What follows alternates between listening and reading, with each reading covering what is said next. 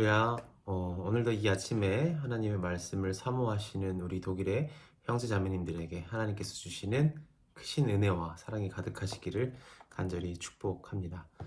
오늘 우리에게 주시는 하나님 말씀은 마태복음 24장 1에서 14절까지 말씀입니다. 저는 이 말씀을 읽을 때마다 예수님의 그 선포하신 것, 내가 진실로 진실로 너희에게 이르노니 돌 하나도 돌 위에 남지 않고 다 무너뜨려지리라 라는 말씀이 굉장히 섬뜩하게 다가올 때가 많습니다. 제가 어렸을 때 다니던 교회가 있습니다. 제 어머니 뱃속부터 다니던 그 교회가 있는데 지금은 교회는 없고 공터에 있습니다. 그래서 그곳을 지날 때마다 옛 기억이 조금씩 나요. 따뜻하고 아쉬운 기억들이 아직 남아 있는데 그 교회가 아직도 여기에 있으면 얼마나 좋을까. 그 교회가 아직도 여기 있다면 내가 잠깐씩 들어가서 기도도 하고 예배도 하고 그러면 얼마나 좋을까 생각해 보는데, 사람에게 소중한 기억이 있는 장소가 사라진다는 것은 우리 생각보다 훨씬 가슴이 아픈 일입니다. 그것이 좋은 일로 사라진다면 조금 나을 수 있겠지만 좋지 않은 일로 사라진다면 그 기억은 더 아픈 것이 될 것입니다. 오늘 예수님은 옆에 있는 크고 아름다운 성전, 예루살렘 성전을 향하고 가리키고 있는 제자들에게 소름 끼치도록 무서운 말씀을 하고 계십니다. 내가 진실로 말한다. 돌 위에 돌 하나 남지 않고 다 무너질 것이다. 오늘 대한민국 사회에서 우리가 보는 것처럼 수많은 십자가를 달고 있는 교회 중 하나가 사라진다는 의미가 아닙니다.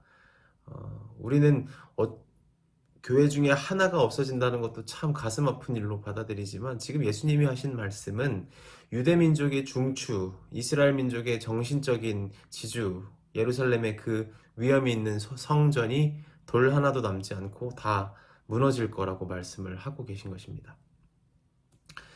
예루살렘 성전의 웅장함은 오늘 우리가 아는 그 7대 세계 불가사의를 무색하게 만들 정도로 엄청난 것이었을 확률이 높습니다. 건물에 박혀있던 돌들 가운데 서쪽 벽에 있던 돌 하나는 그 크기가 대략 길이만 12m, 너비가 4m, 높이가 3m였다고 해요. 엄청난 크기, 돌이 아니라 거의 바위 아니겠습니까? 음, 그런 돌로 지어진 성전의 위험은 굉장했을 겁니다. 이런 건물의 웅장함, 돌이라기보다는 바위에 가까운 것들의 거대함은 우리가 보기에 이 모든 것들은 영구적으로 영원히 존재할 것처럼 생각하게 만들죠. 와, 이거 얼마나 큰가, 얼마나 위대한가, 얼마나 강해 보이는가, 이런 생각들을 가지고 성전을 바라볼 때 영원할 것처럼 보이지만 예수님은 돌 위에 돌 하나 남지 않고 다 무너질 것이라고 말씀하십니다. 그리고 AD 70년에서 71년 성전과 예루살렘은 철저하게 무너집니다. 본문 말씀을 보면서 우리가 가장 먼저 깨달을 수 있는 것은 하나님은 성전에 갇혀 있는 분이 아니라는 것을 깨달을 수 있습니다. 우리가 예쁘고 값진 핸드폰 케이스에 핸드폰을 꾸겨 넣는 것처럼 예쁜 성전을 지어서 우리가 하나님을 가둘 수 없습니다. 성전은 하나님을 가리키는 상징입니다. 태양을 가리키는 손가락과 같은 역할을 합니다. 하나님의 임재를 바라보면서 유대민족, 이스라엘 민족의 어깨를 감싸 안고 함께 하나님을 향하는 기능을 하는 곳이 성전입니다. 건물이 크면 더 큰 기능을 할 수 있는 게 아니고 건물이 아름다워서 더 아름다운 기능을 할 수 있는 게 아닙니다. 하나님을 사모하는 것은 많고 적음의 문제거나 더 좋거나 더 좋지 않는 경쟁 구도로 계산할 수 있는 것이 아닙니다. 오직 하나님의 임재를 사모하는가 사모하지 않는가, 하나님을 가리키고 있는가 가리키지 않는가, 당신은 하나님을 가리키는 사람인가 가리키지 않는 사람인가로만 구별할 수 있을 뿐입니다. 더 크게 가리키고 있는 것, 더 작게 가리키고 있는 것, 그것은 세상의 기준이고요. 성전은 그런 기능을 하는 것이 아닙니다. 예수님이 오늘 말씀하실 때 돌 위에 돌 하나 남지 않고 다 무너질 것이다 말씀하시는 게 예수님이 큰 건물을 싫어하시거나 아름다운 건축물을 미워하셔서 그런 말씀을 하신 게 아니죠. 그 건물과 그 공동체, 개인이 제 기능, 원래 기능을 잃어버렸기 때문입니다. 더 이상 하나님의 임재를 향하고 하나님의 다스리심을 전하며 하나님을 가리키는 존재가 아니라 그저 기계적으로 종교 행위만을 반복하는 그 성전이 무너질 것을 말씀하신 것입니다. 그런 상태 속에서 그들을 찾아오신 예수님을 그들이 영접할 수 있을 리가 없었겠죠. 그래서 주님이 말씀하신 겁니다. 돌이 커봐야 돌일 뿐이다. 돌 하나 남지 않고 다 무너질 것이다. 제자들이 그 예수님의 말을 들으면서 받은 충격은 오늘 우리가 받는 충격과는 차원이 달랐을 것입니다. 왜냐하면 그들이 봐도 그 성전은 엄청난 것이었기 때문이죠. 예루살렘에 있는 모든 민족이 그 성전에 와서 하나님을 찬양하던 그 위엄 있던 성전이 무너진다는 거 상상하기 쉽지 않았을 것입니다. 단순히 오래 건축했기 때문에 크기 때문에 그런 문제도 있었겠지만 그들의 심리적으로 이 성전은 엄청나게 강력한 그들의 심령 가운데 영향을 미치고 있었기 때문이죠. 제자들은 예수님에게 어떻게 그런 두렵고 떨리는 일이 일어날 수 있겠는가? 언제 그런 두려운 순간이 찾아오겠는가 여쭤봅니다. 예수님, 그때의 징조가 언제쯤이겠습니까?